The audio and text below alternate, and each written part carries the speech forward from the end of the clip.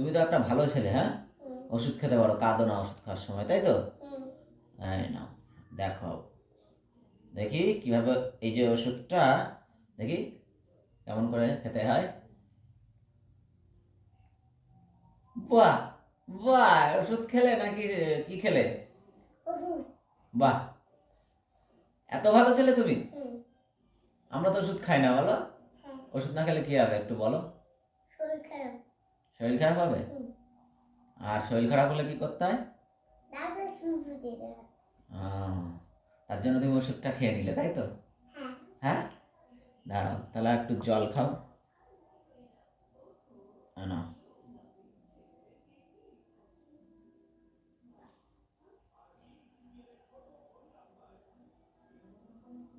বাহ, এবার এটা ধরো একটু খেয়ে নাও।